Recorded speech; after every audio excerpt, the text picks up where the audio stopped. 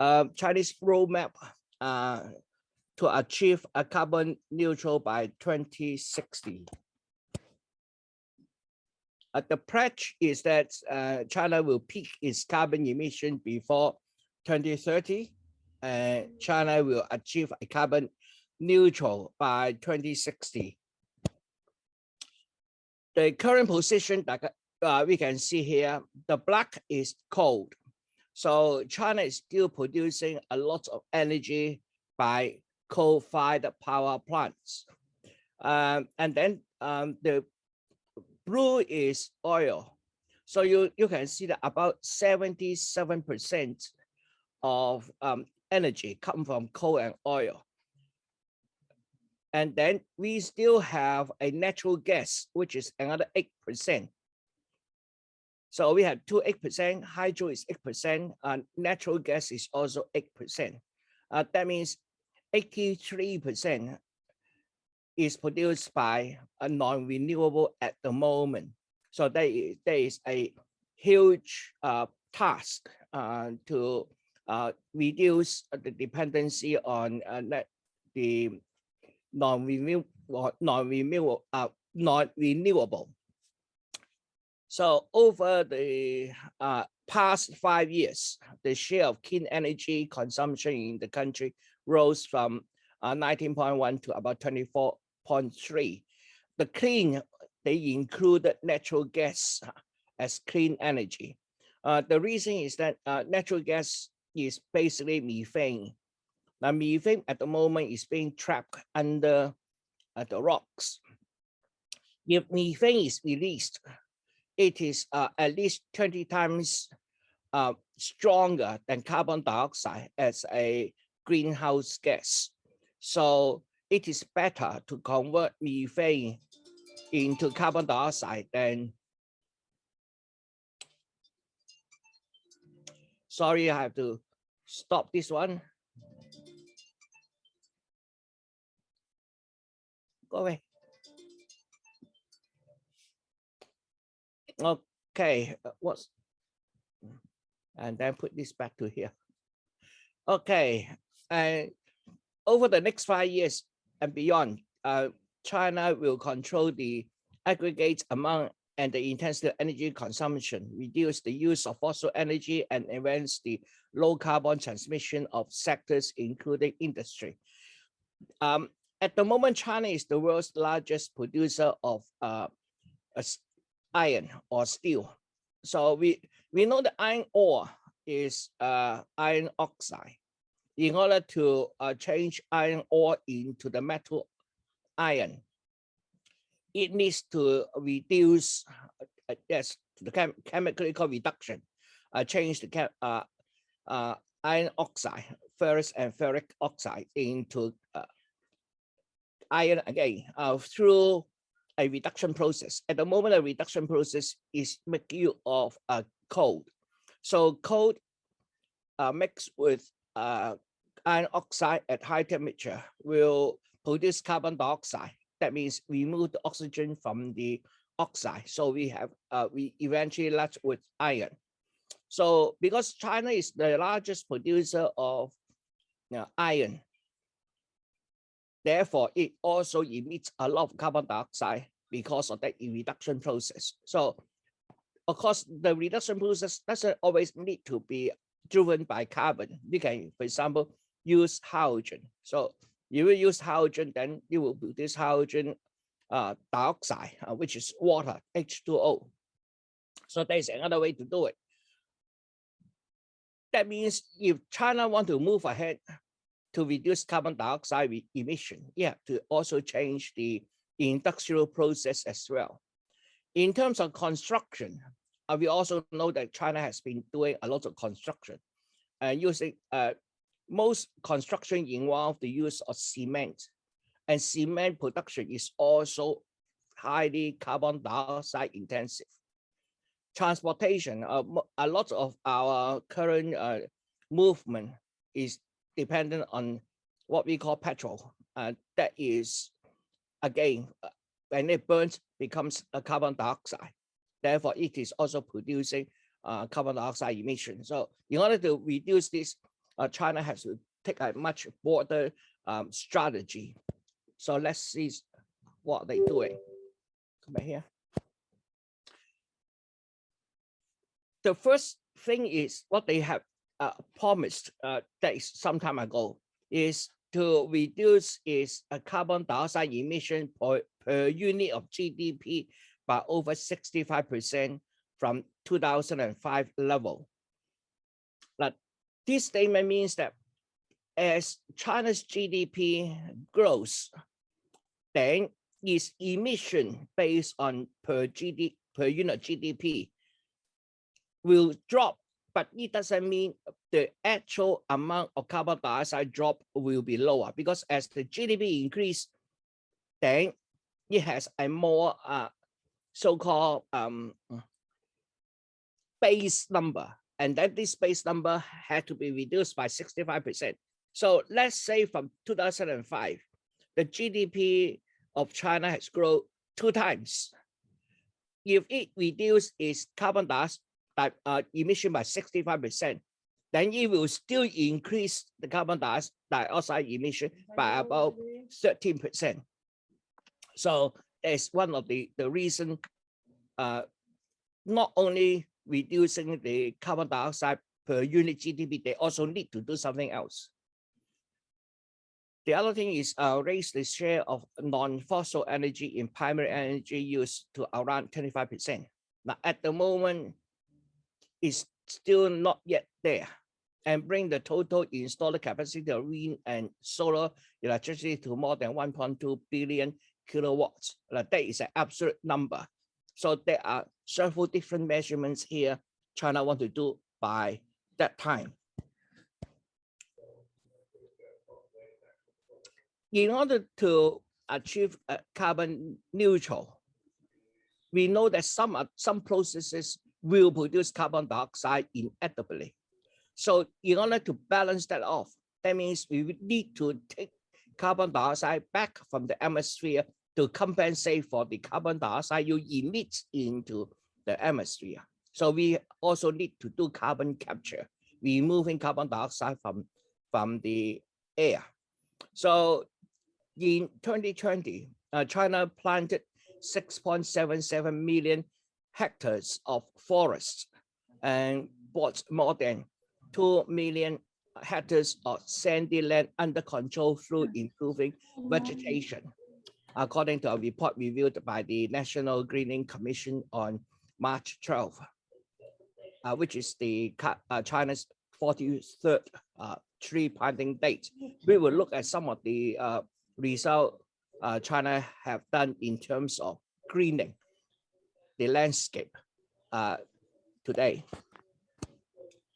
Now, another important thing is the wetland. Wetland is a significant, although often a neglected ecological factor in removing carbon dioxide from atmosphere. They cover only about 3% of the earth, but it store about 1/3 of the world's carbon. So it is storing much more carbon than forests. Actually, a mature forest will be carbon neutral. That means as a mature forest, it will absorb carbon dioxide through its plant growth. But at the same time, it will decay some of the previous year's plant material and releasing carbon dioxide again. So starting new forests do help to reduce carbon dioxide in the atmosphere. But when the forest is mature, and especially the forest doesn't expand in size, then it is carbon neutral. It is not helping in terms of removing existing carbon dioxide from air. A better way to do it is actually using wetland, because wetlands' ability to store carbon is much better than forests. I will look at this a little bit later on as well. And the conservation of wetlands in China is crucial. It ranks 4th in wetland area in the world, occupy about 65.9 million hectares, or 10% of the world's wetland. So again, how can China maintain its wetlands becomes one very important aspect of carbon capture. To do anything, we need the financial driver. So by 2016, the China's People's Bank of China, the central bank, already started on a green finance program. At the moment, its outstanding green loans reach about 12 trillion yuan, or about 1.85 trillion US dollars. So China is investing heavily in green technology. China also started its carbon trading. The carbon emission allowance costs at 35 yuan per ton on March this year. And there are fluctuations like anything else in financial market. And it is now becoming the world's largest carbon trading market at the moment. Officially, it's called the Guangdong Emission Allowance, which will assign carbon caps to the individual companies. If the companies do not meet that cap, they can sell their extra quota on the market. But if they are going to exceed the cap, then they have to buy from the carbon market in order to meet the requirements. So the turnover now is getting to a very large amount of money. So we hope that this amount of money can drive innovation and drive the carbon capture markets. In order to do that, innovation is a very important part of the whole project. China will also promote green and low carbon technology innovation that can cut emissions at low cost and increase efficiency of the use of energy. This will include research development of renewable energy, smart grids, energy storage, electric or hydrogen fuel vehicles, carbon captures, and resource recycling. It's already pushing the expansion of electrical vehicles and automation while investing in nuclear power, which doesn't emit green gases. There's more spending on research into technologies such as storage batteries and using hydrogen as a fuel to complement low emission energy sources. It would also continue to develop wind and solar projects to replace coal-fired power plants. At the moment, China is still building new coal-fired power plants because 2060 is still 40 years from now. So today's new coal-fired power plant will reach its life expectancy before 2060. So after the last batch of coal-fired power plants, I think China will start replacing the old coal-fired power plants with renewable energy. Okay, let's look at the risks and opportunities. The first thing is the distribution of the renewable resources in China. This is the solar resource map. The green part means there's a lot of sunshine, and the yellow part means less sunshine, put it that way. Okay, so we see that the majority of the sunlight is in the northwest region of China, but the main economic centers are along the coast. That means the solar energy is far away from its consuming areas.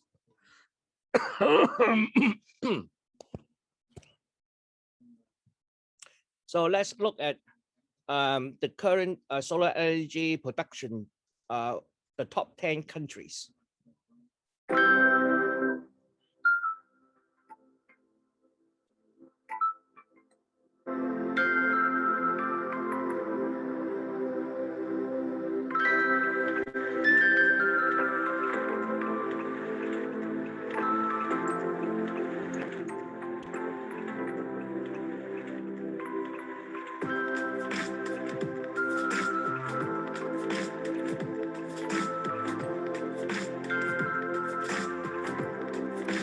beginning, it is only United States and United Kingdom.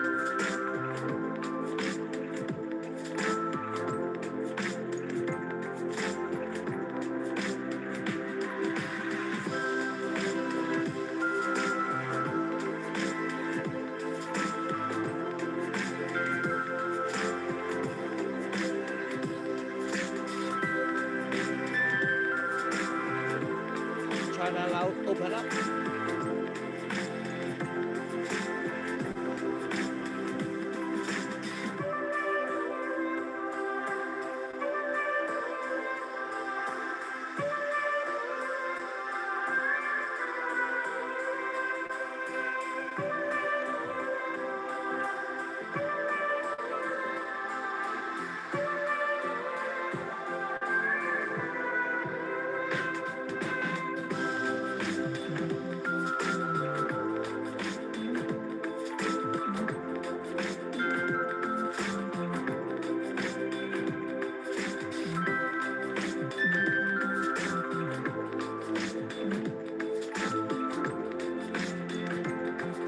So up to now, United States is still the leader in the world in terms of production of solar energy.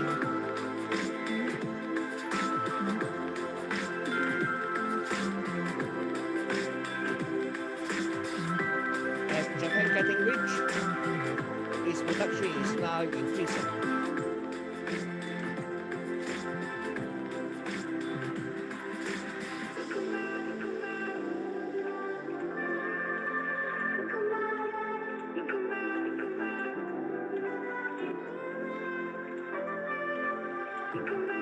In 2001 is the year China joined the WTO, the World Trade Organization.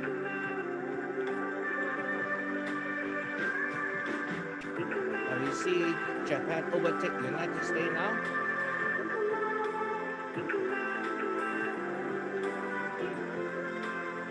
And even Germany is going to overtake the United States.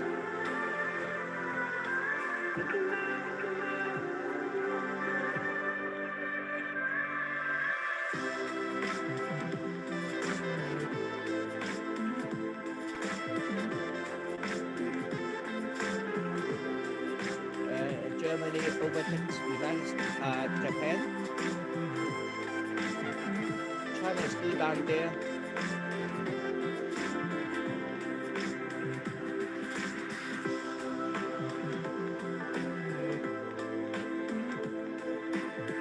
Spain overtakes United States.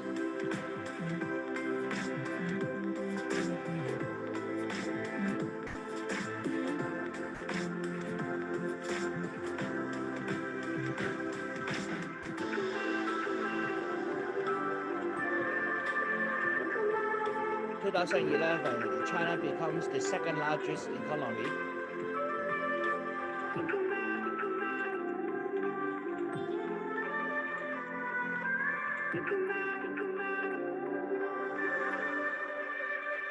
And it's starting putting its effort.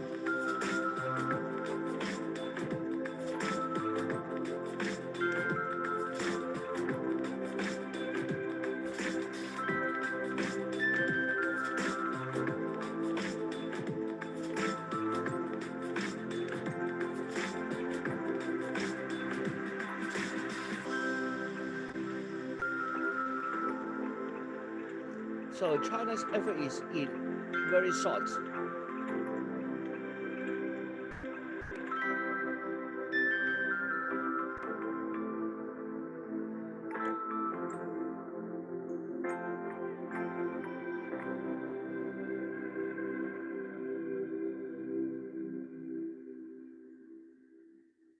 In less than 20 years, China's production of solar energy come from almost nothing into leading the world. So just 20 years. This is one of the world's largest solar farm on a lake.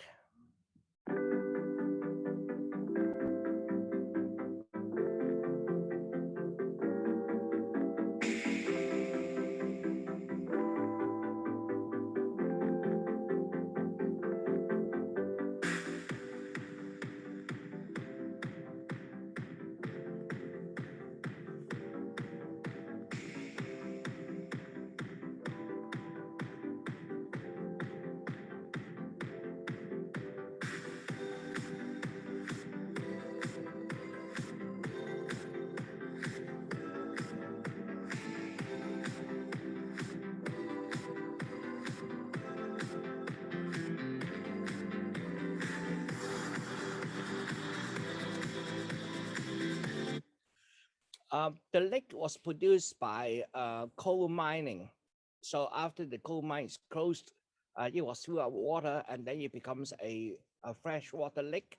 And this freshwater lake becomes a fishery. And on top of the lake, they floats the solar panel on it.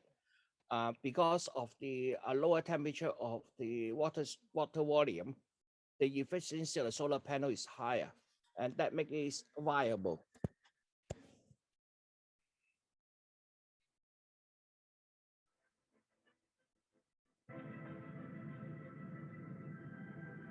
Satellites are sensitive to the visible light from the ground. They track the changes of day to night, revealing a story of light.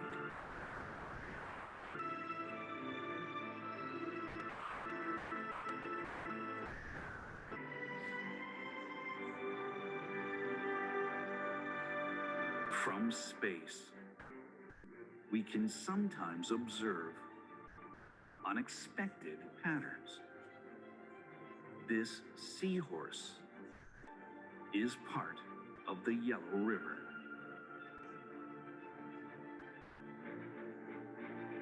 Not far from it, there are some black squares. They are traces of human activity.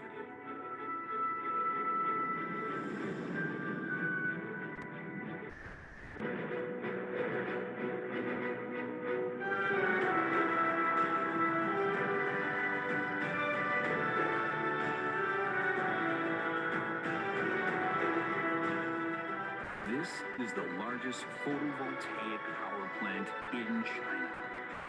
It stretches over 609 square kilometers, which is close to the size of Singapore.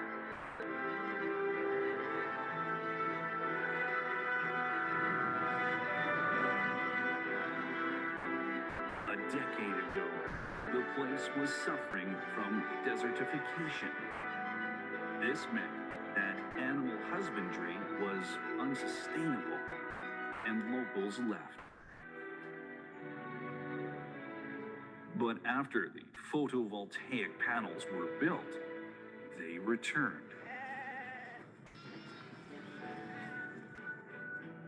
光伏板一建好之后，每个月有一次的清洗电池板，电池板附近的那些草充足的受到阳光水分，所以它这边的草长得比较好。有些草已经长得就是羊已经吃不过来了，现在是就是人已经就是大面积的除草，生态我感觉这一年一年变化。那个要一个这就是要因为以前讲那个不建议地质人家要的也可能符合就1000多2000这样的。 Photovoltaic panels turn sunlight into clean electricity. The electricity is then transmitted through high voltage power lines.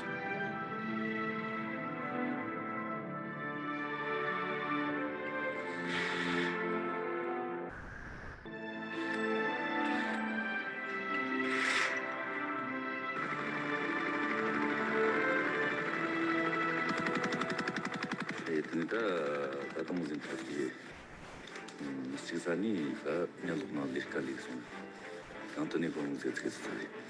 And this era on a Ponjalina, the Neon Gormuzet. That's when you get in Lombard.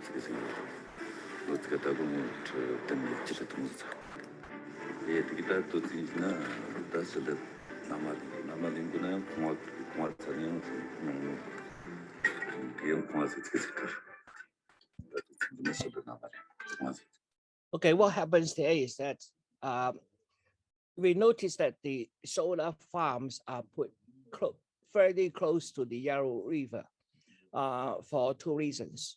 First of all, these areas were deserts, so the people there was very, very poor. So lands obviously is also very cheap at that position. And secondly, it's close to Yarrow River. That means it's just a matter of digging a pipe, take the water from Yellow River, then we have water in this almost desert area. These solar panels needs to be cleaned regularly. And so they will use the water coming from the Yellow River to clean the solar panels. As the water dripped from the solar panel, it moistens the soil beneath it, and therefore grass started to grow. One of the problems with this is that you have to cut the grass, otherwise the grass will block the sunlight and reduce the efficiency of the solar panel. But the locals found that we don't need to cut the grass by mowers. We can use ships, which will eat anything. So they started growing ships as well. And these ships have to keep the grass at bay. At the same time, they are producing a second income, not only the first income being the maintenance people of the solar farm. They have to regularly clean the solar panel. Secondly, their farming started to produce another income as well, and the people's life is changing, and that makes them very happy. And I think that opened up a business model to continue building solar farms based on at least two income. The first income is, of course, the power generated by the solar panels. The second income arises from the farming associated with the area where solar panels were being installed. Now we are looking at the map for wind. So on the right, we have the bigger map of China. Again, all the wind intense area are in the northwest region. Again, not very close to the consumption area. On the right, we have the coast. We have Taiwan there, and then the Taiwan Strait is a very windy area.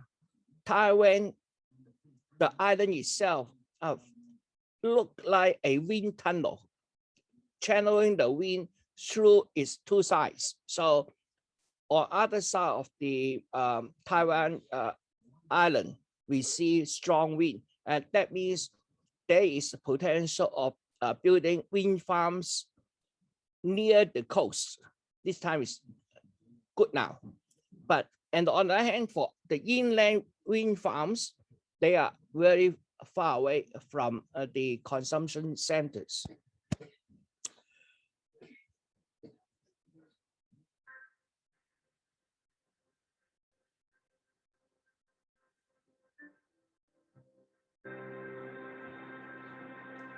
Again, in 1990s, United States leading in the world's production of wind energy.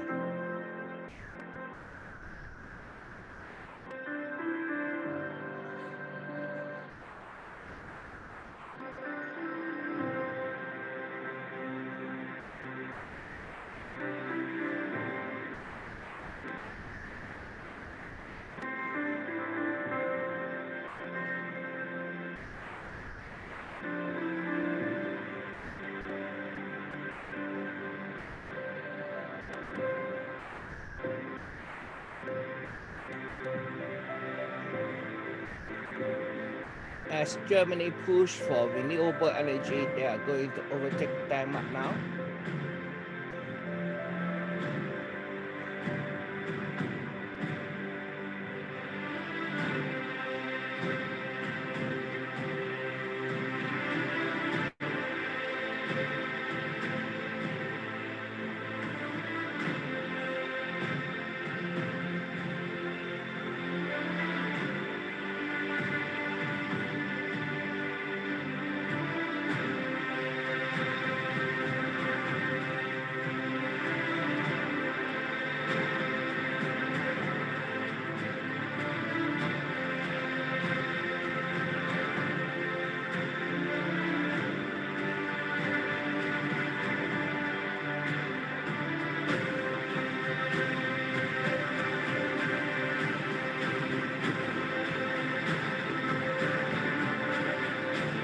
again, 2001 is the year China joined the WTO.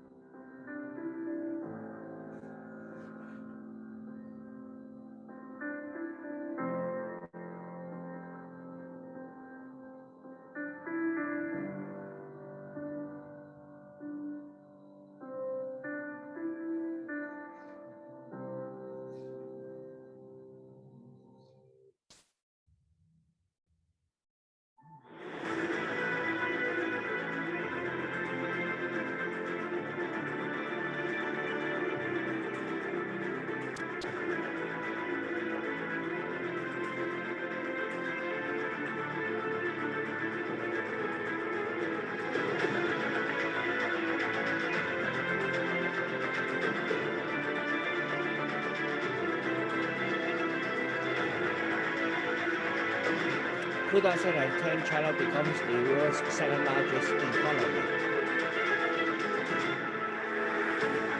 And then things started to change.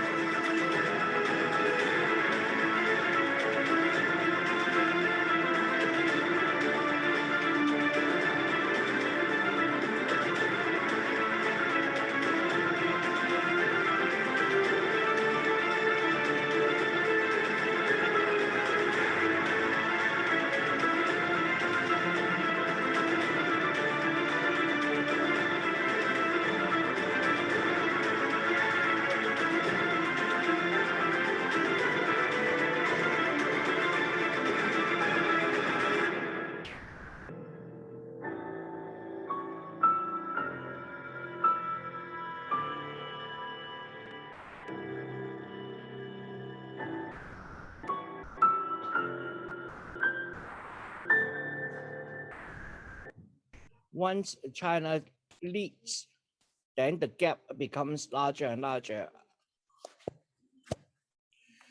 Okay, we see that the distribution of natural renewable energies is not close to the consumption centers, except in the wind turbines on the sea. So what is the solution? Well, the solution is to build very high voltage transmission lines. China is leading in terms of direct current transmission lines. The world's biggest ultra high voltage lines power ups across China. It is a 1,100 kilowatts. That means 1.1 million watts direct current rather than AC current. Stretches about 3,293 kilometers. Quite a big project.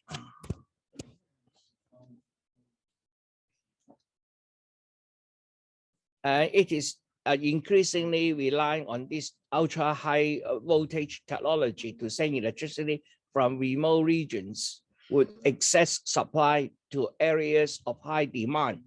Xinjiang, where the new line starts, is home to the largest wind farm and solar projects, because we see that this is where the most of the solar radiation and the wind resources are, but also the nation's world's curtailment rates because the energy produced was not consumed and waste, or capacity days idle because of the grid congestion.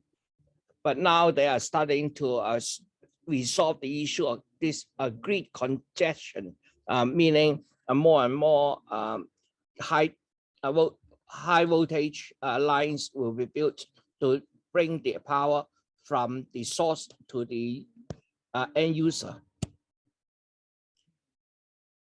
The new line transmit 12 gigawatts of power, and it can supply 66 billion kilowatt hour of electricity to China annually. That reduced the burning of coal by 30.24 million tons.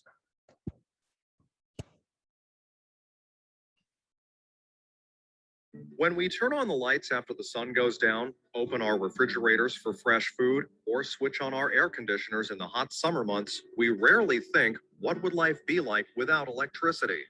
The truth is, in the modern world, we would be lost. China was a latecomer to the electric power industry, but now all of its residents, about 1.4 billion people, have access to electricity. Electricity generated in China was up 8.4% in 2018 year on year, more than twice the average global rate.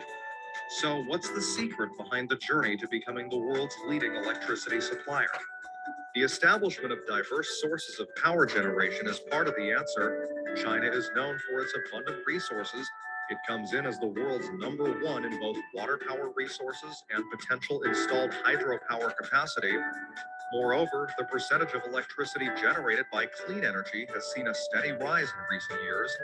In 2018, water power generated about 1.23 trillion kilowatt hours of electricity, occupying 17.6% of the country's overall electricity production.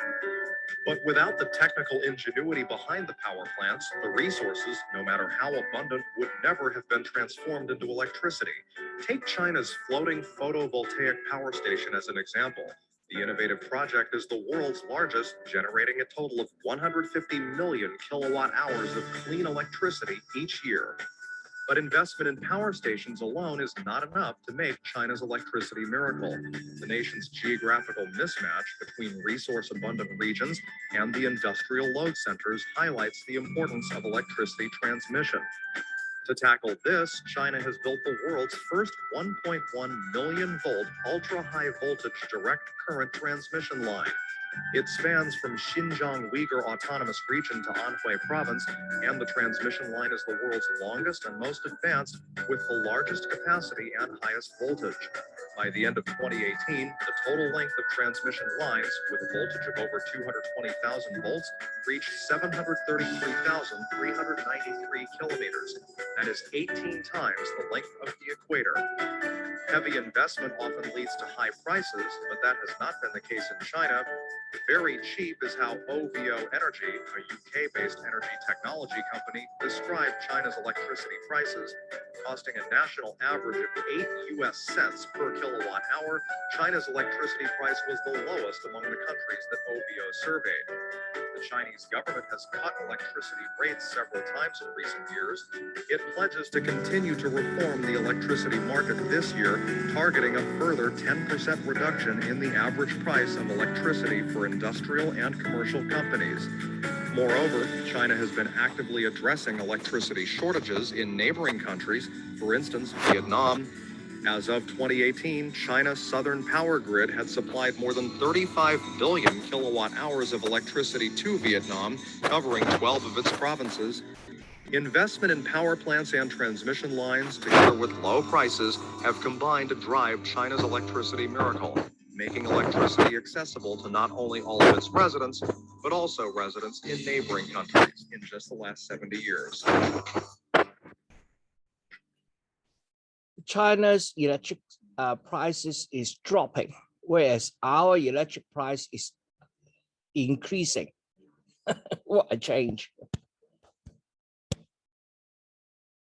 Now, when we talk about renewable energy, one of the major problem is the generation of renewable energy depends on weather.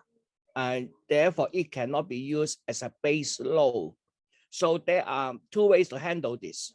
One is connect with a larger grid, so that if one area the sun is not shining, the other area when the sun is shining can transmit the power from the area to the ones without sunshine. So by having a larger pool, you have a better balance.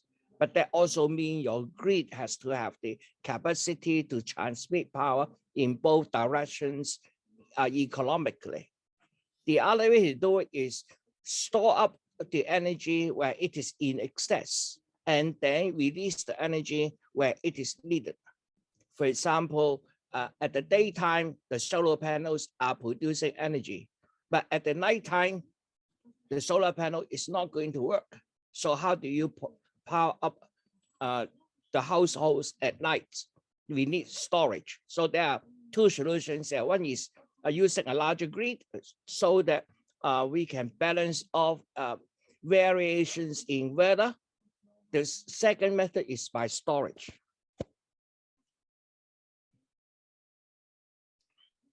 After roughly 50 months of pouring concrete, the main section of this massive dam has been completed. Construction of the 289-meter-high dam involved more than 8 million cubic meters of cement concrete. The material was specially designed by Chinese experts to prevent possible thermal cracks, which can occur due to changes in temperature. The water project has an installed capacity of 16 million kilowatts, capable of producing over 62 billion kilowatts hours of electricity per year. This is more than 15 times the energy produced by the Hoover Dam in the United States. It can help reduce China's carbon dioxide emissions by more than 51 million tons a year. 从长江中游到金沙江下游，三峡集团已基本建成世界上最大的清净能源走廊，正在金沙江下游加快建设水风光一体化可再生能源综合开发基地，将源源不断的绿色能源输送到全国各地，为助力实现碳达峰、碳中和目标发挥国家队主力作用。 The hydropower station is equipped with 16 homegrown generating units, each with a million kilowatts capacity, the largest in the world. 100万基础的创新主要包括2部分一个是发电机从原来的80万现在提升到100万，第二个创新呢就是水轮机采用了长短叶片转轮，这样的话使整个水轮机实现了从水能到机械能的转化，实现了宽符合、高效、稳定的运行。 Baihetan Hydropower Station is located downstream of the Jinsha River in the upper section of the Yangtze River. It sprawls across Ningnan County of southwest China's Sichuan province and Qiaojia County in neighboring Yunnan province. The hydropower station serves as the backbone of China's west-east power transmission project. It is expected to help solve the problem of unbalanced power supply across the country. Apart from generating electricity, it also plays a role in flood and sand control, as well as improving navigation. In terms of installed capacity, Baihetan Hydropower Station is second only to the Three Gorges Dam in the central province of Hubei. The first batch of its generating units will go into operation in July this year. And 1 year after that, the world's second largest hydropower station will become fully operational. Meng Qingsheng, CGTN, Sichuan Province. So one way to produce the base load is through the use of hydroelectricity, because as a hydroelectricity, that means the energy is stored in the water in the dam. So in the daytime, when the demand is not that high, we can shut down a few of the generators. But at night, when the demand is high, they can start more generators in order to produce more energy to compensate for the changing of renewable energy. So the Yangtze River flowing in the middle of China becomes a very key part of that one. Of course, we know that the Three Gorge Dam was first built on the Yangtze River, and it is in Wulan, which is about middle of the Yangtze River. On the west side of the Yangtze River, there's a lot of high valleys, which a lot of hydro energy potentials. So the Three Gorge Dam, the company managing the Three Gorge Dam will also manage all the electricity generated along the Yangtze River, which will provide a balanced control of power generation.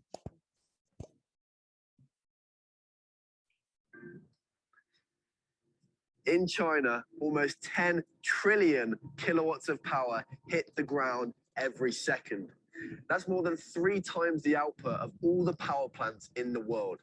And here in the vast Gobi Desert in Gansu province, northwest China, they're trying to capture just a slice of that and put it to good use.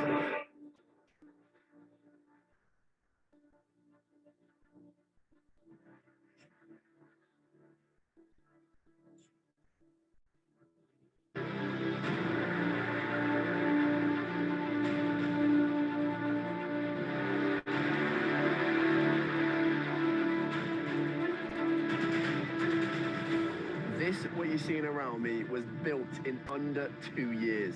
They started construction in 2016 and connected it to the grid in 2018, and ever since then, it's been in use. Now that beaming light source at the end of the road, brighter than the sun, we're gonna learn a lot more about that later in the video, so make sure you stick around to the end. Now this should give you a little bit of a sense of the scale of these things. They are absolutely enormous. And there are 12,000 of them in this solar farm. Literally, the bottom of this is level with my head. When I saw pictures, I imagined it was gonna be like a similar size to me if I put my arms out. But hopefully you can really understand how big they are when I stand next to it. I had to get me sunglasses on because you can barely look at that thing, it's so bright. Seriously, with stuff like this, I'm like a kid in a sweet shop. This is like a once in a lifetime opportunity to see something like this. And that's what we're bringing to you on the Barrett channel. So if that ain't enough for a subscription, I don't know what is. It's absolutely free. Click that button down below so you don't miss out on all of our China content.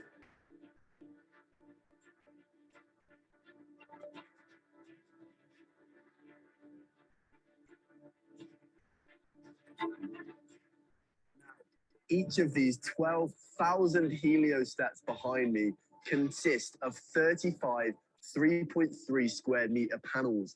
In total, that's a reflecting surface of 1.4 million meters squared. That's a third of the size of New York City's Central Park. Okay, so we're about to ask the expert some questions to further understand this solar panel farm. But here I'm with Rachel, who goes by the name of Miss Wow online. Yeah, hi everybody. This is Miss Wow, and I'm doing technology. But now we really want to know that how does all the solar panels track the sun throughout the day? Because they said that it can move every 10 seconds. Yeah, they're moving all the time, but we'll let the expert explain it. And yeah, we're just waiting for him to come over and we'll ask him a few questions. Yes. So as me and Miss Wow are not experts on this solar farm, we're lucky enough to be joined by Mr. Hui, who's going to educate us a bit more about it. So you've got the first question? Yeah, my question is, I got a very curious question, is that how to design a smart algorithm that can make all the solar panels track the sun throughout the day and focus all the lights onto the tip of the tall tower. 因为每天太阳的位置是能够计算出来的，我们有一套精密的计算软件，能够每天呢把太阳的位置计算出来，然后通过软件发送给每台定时镜的控制器，控制器呢，然后就能够把控制每台定时镜旋转的角度，把阳光反射到吸热器的受热面，然后就能收集能量。 I know of traditional solar panel farms, but this one is a thermal solar panel farm. So what's the difference? 光伏发电呢，主要是利用了太阳能光伏板的光生伏打效应。它呢就是直接是把光转换成电了。光热发电呢是主要是有一套储热的系统，它利用这套储热系统呢，能够克服太阳能的时空的不连续性和不稳定性，持续的稳定的输出电力。这部分电力呢，并且是可以调节的，既能够承担电网的基本负荷，也能够承担调峰的作用。是一种电网相对友好型的电源。Thank you for answering rather our questions today, and this is a pretty incredible place. You are welcome.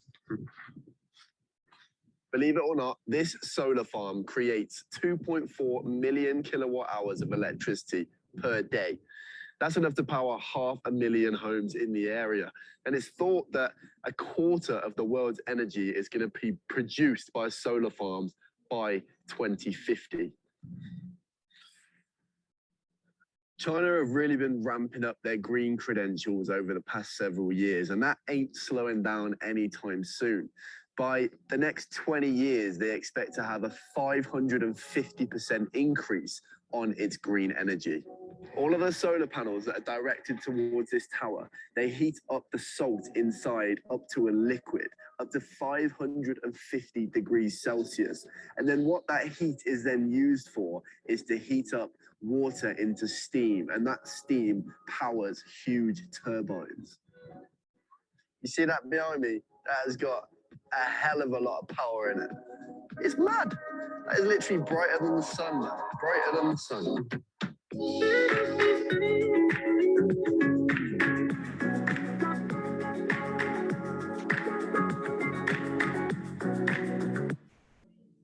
Okay, so that is the second solution. The second solution is actually store the heat as molten salts. So the molten salt is at 550 degrees Celsius. That is hot enough to dry steam turbine as pretty high efficiency. And the heat store there can be available 24 hours. So as long as the farm got sunshine most of the time in the year, then it will continue to provide that stable energy as a base load. The third method is storage. Now, I know in Australia here, you have a solar panel on the roof. Companies are inviting us to install a battery to store the extra energy produced to be used later in the day, in the day where the sun is not shining. That is an extra battery put in there, and you know China is a very dense populated country, so space is not exactly available, and also using an extra battery is waste of resource. So the other way to do it is using the electric car, the battery, as a energy balancing. So every night, if you have an electric car in your garage, you plug it into the grid. Then depending on whether the grid demands energy, if the grid demands energy, then you will send a notice to all these cars around and tell them the price at the moment is such and such because of the demand. Then users can decide at what value. Then you will start uploading the energy stored in the car to the grid to a certain point where you say, no, I need that reserve energy for me to use the car. So you can set a threshold of selling and buying. Then when you connect to the grid, when the price is low, then you can start filling up your tank, put it that way. So the largest battery of all appliances is the electric car. Electric car at the moment is the only appliance with a sufficiently large electric battery to be used as a large-scale energy storage without extra costs. And that only needs a ICT, the communication infrastructure, in order to let all these owners set up their thresholds so that they can be rewarded by using the car as a battery. The other way is, of course, using nuclear energy.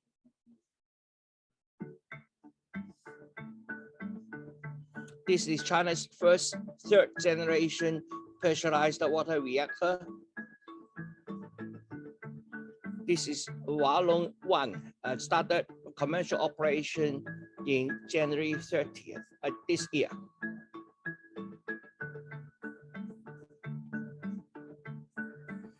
Almost 90% of all the equipment used is made in China. So it almost completely self-reliant. And it has a designed lifespan of 60 years.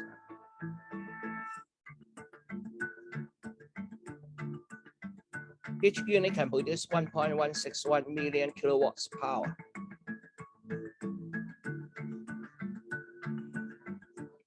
This is available for powering about 1 million people.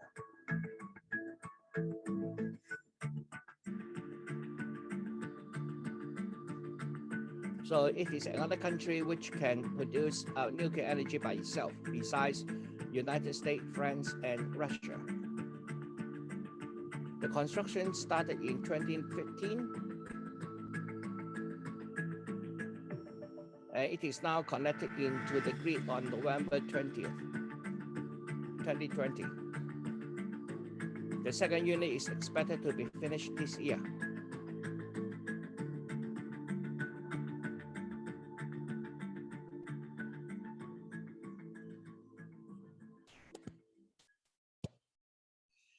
Besides this larger scale nuclear reactor, China is also going to start its first trial of another reactor called thorium molten salt reactor. This reactor is much smaller. Now, the previous reactor we saw is in the 1 million kilowatts region, but for the molten salt, it is in several kilowatts, thousands of kilowatts region. So it is smaller, almost by 2 to 3 orders of magnitude. Now, but the size of that one is also much smaller. And another important thing about thorium reactor is thorium, the byproduct of the reactor, is not, it's very difficult to be used as a nuclear weapon. Thorium reactor use all the plutonium generated as the second source of energy. So thorium molten salt reactor is much more safe in terms of making nuclear energy available to those countries which have no nuclear weapons.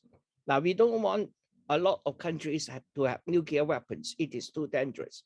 Actually, those countries with nuclear weapons, in my opinion, should start to disassemble their nuclear weapons.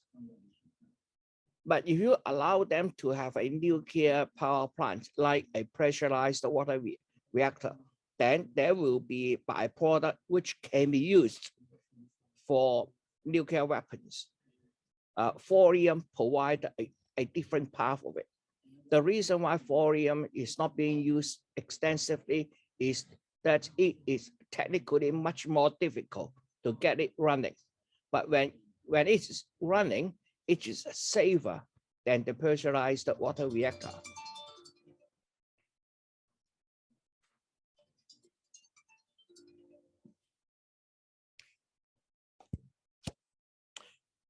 Okay, we talk about the carbon trading. So we skip this. We talk about live forests capture and store carbon. Wetlands store about at least 3 times more than the forests. And here is an article from The Age, but back in 2015. Wetlands better than rainforests. Why? The swamps could be 50 times more effective in battling climate change than rainforests, according to Deakin University here. So it's come from a senior lecturer in freshwater ecology, Rebecca Lester. She said that when tree dies, the wood breaks down and the carbon dioxide is released back into the atmosphere. In a mature forest, she said, the rate at which carbon is stored is approaching the same rate at which it breaks down. So the forest becomes carbon neutral. The advantage of wetlands in capturing and storing carbon is known as biosequestration. It has two methods. One is the inflow, bring the tree matter and the leaves, which then settle on the bottom. As water flows, in effect acts as a rake, gathering up carbon sources. Once in the wetland, they are buried first by water and then by sediment, which prevents the carbon being released. So they are likely to break down more slowly, thus acting as a carbon sink. Unfortunately, the potential for wetlands as carbon sink is compromised by the rate at which they are disappearing in the planet. In the future, their agricultural value will be weighted against their value as carbon sinks.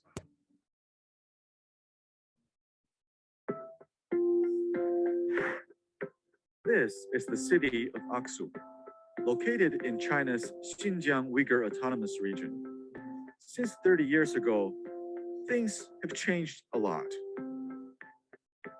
If you look closer, the added green from the satellite image actually stretches 50 kilometers wide. This is the result of an ambitious tree planting project looking to turn desert into, well, forest.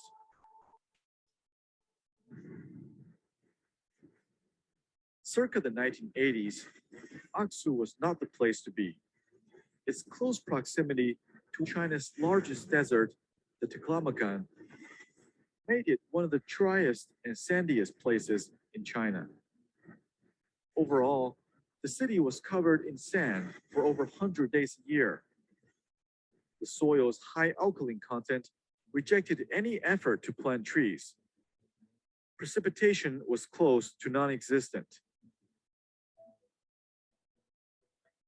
In 1986, the government decided something needed to change. That change took the form of the Kokuya Greening Project. Donkeys carried water from tens of kilometers away. Citizens from all corners of the city came to aid the effort in achieving the impossible.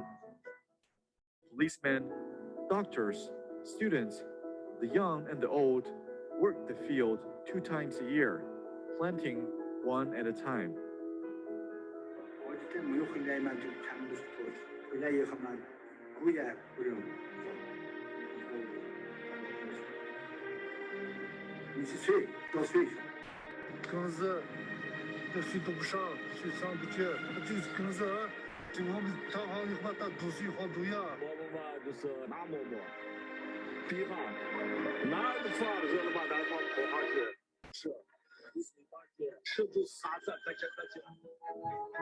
So, how did they do? The numbers show they have fared quite well. From 1986 to 2018, 3.4 million people participated in the project, planting a total of over 13 million trees.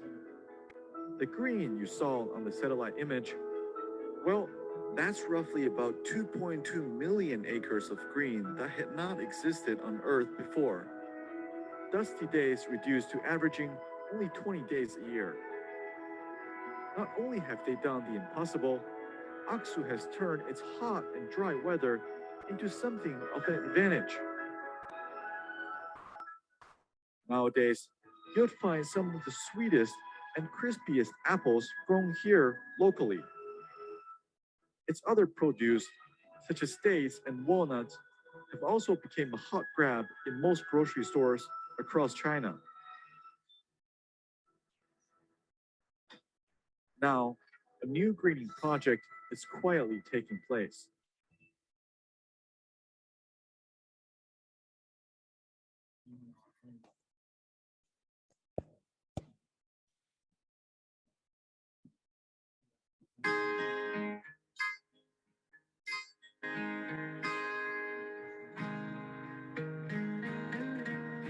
You just saw Saihanba, the world's largest man-made forest. Stretching over 747 square kilometers, it acts like an environmental shield, protecting northern China from sandstorms that plague the region. This is Xinhua Special, and I'm Helen Bender. Just 400 kilometers north of Beijing, Saihanba is often called the Greenland of North China. Looking at it today, it's hard to comprehend that a little over 50 years ago, this landscape was dusty and barren. Saihanba was actually a royal hunting ground during the Qing dynasty, but deteriorated after one of the last emperors, struggling with estate debt, allowed the trees to be cut down and sold as lumber. When the idea to build a wall of trees in the area was first floated in the 1960s, scientists found just one lone tree. But this discovery was to plant the seeds of an idea that grew into this vast sprawling forest of 480 million trees. The first generation of tree planters arrived in 1962. Their descendants are due to finish the mammoth task next year. In the meantime, Leo Juan and his wife are among the fire marshals that have helped keep the forest fire-free for 55 years. But the biggest downside of living among such beauty is loneliness. Leo even taught himself to paint to cope with the isolation. Their work and the project as a whole has informed China's management of its 2 million square kilometers of forest. Deforestation is not an issue unique to China. 30% of the Earth's surface is forest. It's a global challenge that's included as an area of concern under the UN Sustainable Development Goals. Environmental work, which China refers to as ecological civilization, was actually listed as one of the country's 5 development goals in 2012, the year Xi Jinping was elected General Secretary of the CPC Central Committee. Xi has said that pristine waters and lush greenery are as valuable as gold and silver. This is reflected in the country's 13th five-year plan, which includes commitments to push ahead with large-scale afforestation, restore forests, develop forest shelter belts, and protect natural forests. By the end of 2016, 21% of China was covered in forest, the 5th largest forestry area in the world. And it aims to expand this coverage to more than 23% by 2020. Saihanba illustrates how much can be changed in just 50 years with willpower and persistence. Rapid economic development since the 1980s has left China with environmental scars that need time to be reversed. China has sworn to protect the environment with the commitment it deserves, as if it were a matter of life or death. Environmental protection is a monumental global task. Measures at the domestic level have international significance. And with Saihanba as an example, China is showing the world what rewards can be reaped by long-term vision and commitment. See you next time. Okay, this will be the last one. China is very well known for its effort of turning desert into productive lands. They have initiated, implemented, and applied many kinds of techniques, innovative methods, and new technologies in order to transform their big desert regions into productive lands, rich with crops, vegetations, and trees. As a result, they are now benefiting from what they have done in their big desert areas. So in this video, you will see some of many useful methods China uses to turn their big desert regions into productive lands. Hi everyone, how's it going? This is Richard Aguilar and I'm back again with another amazing video for you. So, before we get started, don't forget to subscribe and smash the bell icon so that you don't miss any of our great videos.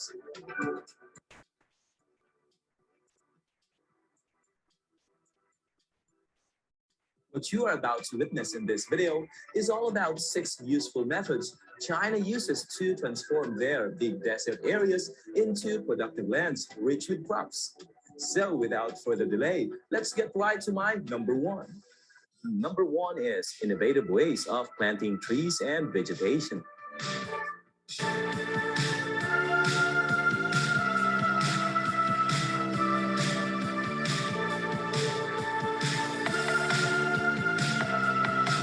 To turn desert into productive lands, Chinese people are doing their best with teamwork and cooperation in planting trees and vegetation in their big desert areas in Linzhi County, Gansu Province.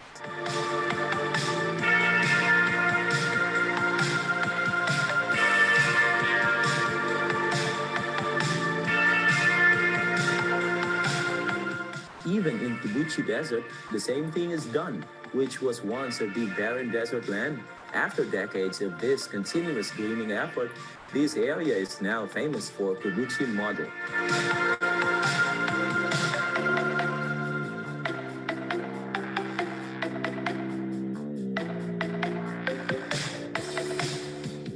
Which made a big change when it comes to turning big barren deserts into luscious through the endless effort of planting and growing trees.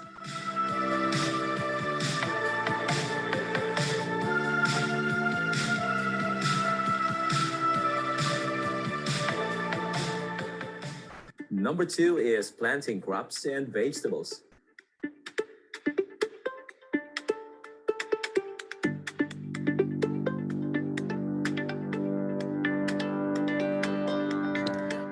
You may think that...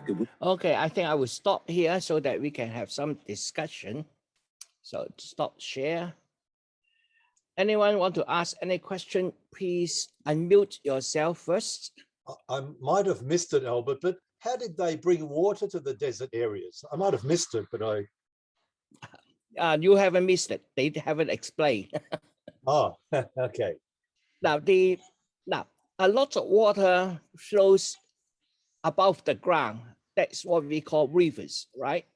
But there are also underground streams. The Chinese geography is that it is high in the west, which is the Himalayas, and low in the east, which is the sea. And so water naturally flows from west to east.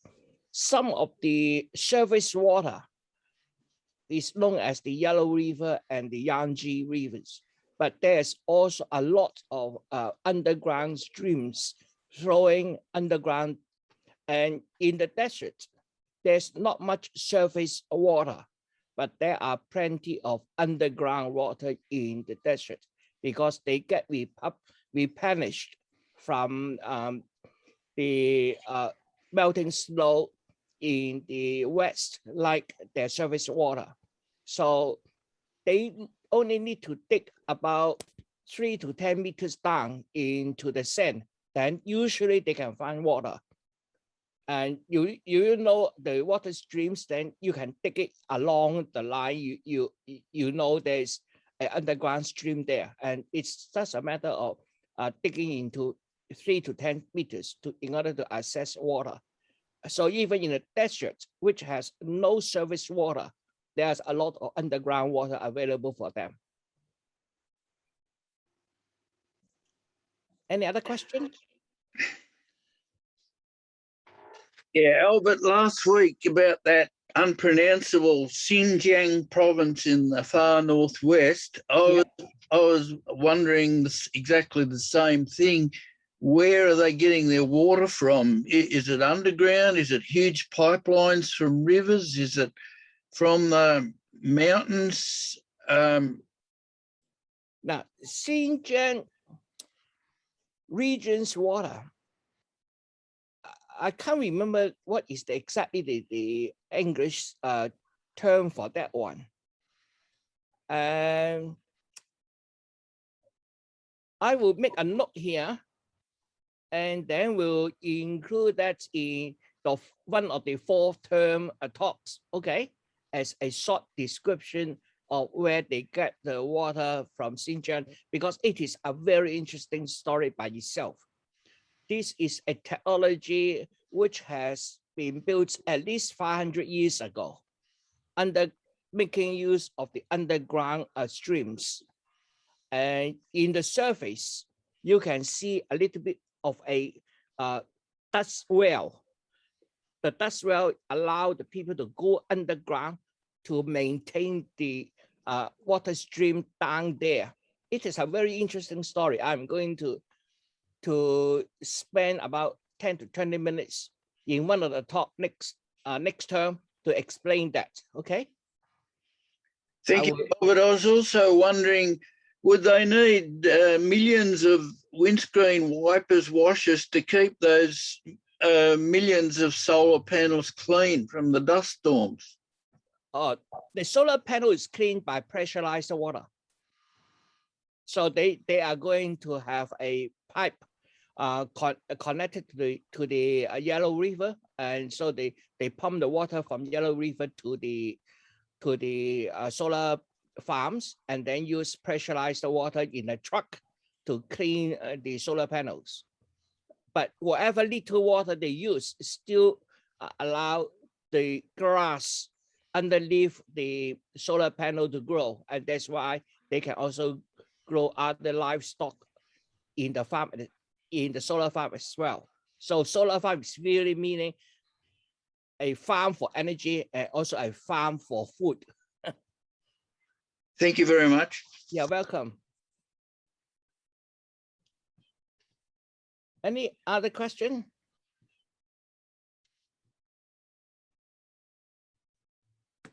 No? Is that thorium being used by any other country for nuclear power? Sorry, again? About the nuclear power stations using thorium, is any other countries using that technology already or not yet? Now, the technology was developed at the same time as pressurized water reactor was developed. And unfortunately, the United States Department of Energy chose to sponsor the continued development of pressurized water reactor, and therefore the thorium reactor was dropped. So the first operational thorium salt reactor is actually in United States in the, I think it's Rich Valley Research Laboratory. The Chinese bought a lot of the patents from that time and then implementing their own innovations in order to solve some of the thorium reactors issues. The pressurized water reactor run at about 300 degrees C. Thorium is running at about 550, and therefore because of that high temperature, it also means it is much more efficient, but the material science is much harder because you need material which can be used under difficult situations at this high temperature, and that's why thorium reactor wasn't fully developed. I think China is picking up the baton, so to speak, from the Americans. In abundance around the world, or? Thorium is about as abundant as iron. It's very abundant. Quite a lot. I wonder why. No, sorry, it's not iron. Iron is the most abundant. It's about as abundant as zinc. Well, that's a fair amount. It's a fair amount, yes. I wonder why, wouldn't it be a good idea that China approached a country like Iran, who's, they say are trying to develop nuclear weapons.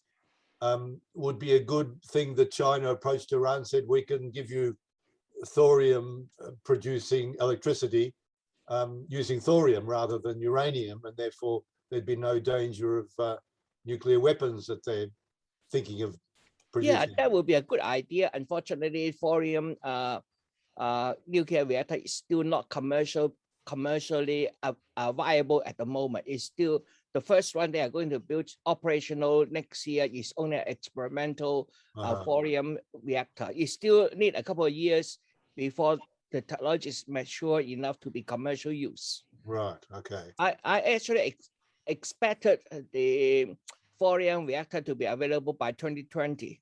Obviously, I was wrong at that time.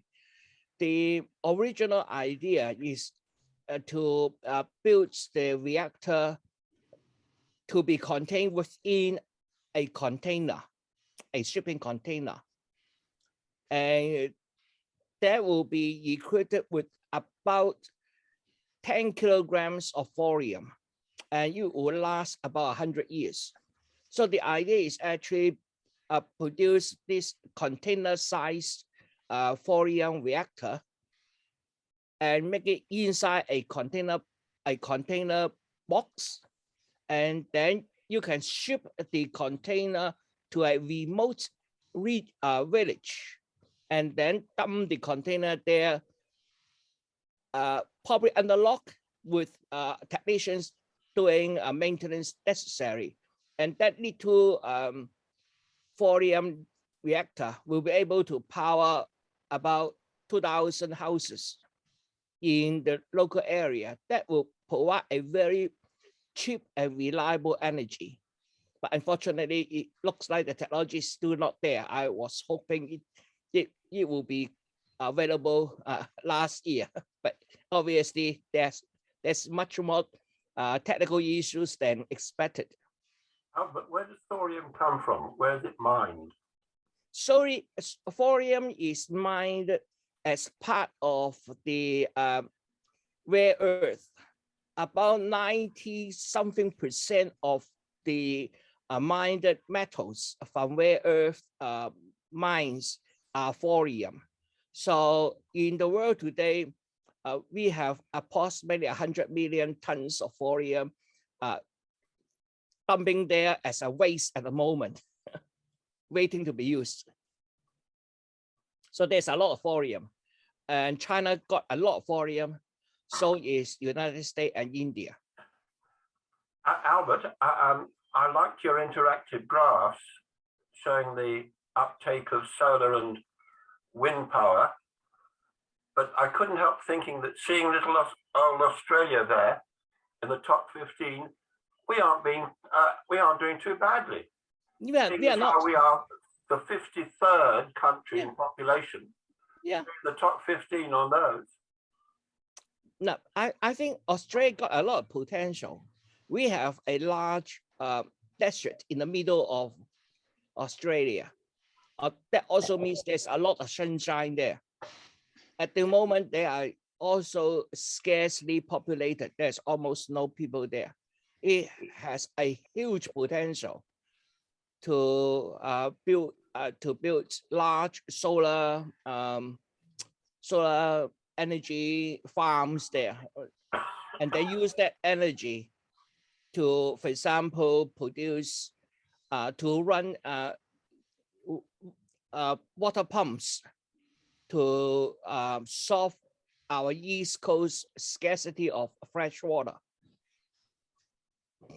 We don't actually have a scarcity of fresh water. Is the problem is that when rains falls in, for example, in Queensland, it doesn't come to Victoria. So if we can manage a long pipeline similar to China's south water moving to the north, south north water transfer project, our East Coast will be much better off. But we got one. It's called the Murray-Darling. The Murray-Darling water. Everybody knows how difficult it is politically. we need another man-made river. Maybe connected to Darling, the Murphy rivers.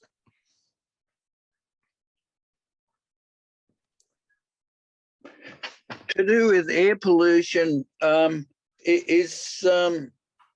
think India, China, USA have all got huge problems with air pollution. Is that right? China used to have a very large air pollution problem, and the turning point is actually the 2008 Beijing Olympics.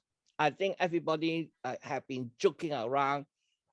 We see the Beijing blue skies during the 2008 Olympics. The reason why they can do that is that they stopped all the industrial factories around Beijing about 1 month ahead of the time of the Olympics. That produced about 2 weeks of blue sky for Beijing.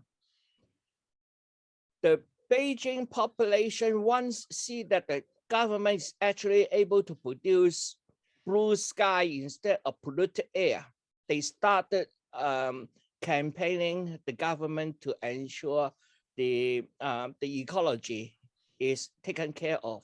And that's why by 2012, 4 years after the Beijing Olympics, the China switched from a mainly focused on industrial production growth into an ecological growth. And that's where Xi Jinping also happened to become the president on 2012. But the Chinese government have these 5-year plans. And so we cannot credit Xi Jinping for this idea because he was actually set down slightly after 2008 when people started to ask the government to give them a better environment to live in. So the officials started planning, and the plan started to be implemented in 2012. But now it's 2021. So it's almost 9 years now, and they have about 320 blue sky stay in Beijing compared to about 20 blue sky stay in Beijing 10 years ago or 20 years ago. So yeah, China's pollution is not at bay. The next problem is India. India has a large population. So we need India to get rich first and then get improving the environment. You can't ask a poor country to improve the environment because they just can't. They don't have the resource, they don't have the ability, and the people have to live. They will do whatever they can to live. So unless we can get them rich so that we can help them to improve the environment, I still believe getting rich first is important. Thank you, everybody. So see you next week. Thank you. Thank you. Thank That you was very really much. very Albert. interesting. Thank you. Thank you very much. Have a great session. Thank you.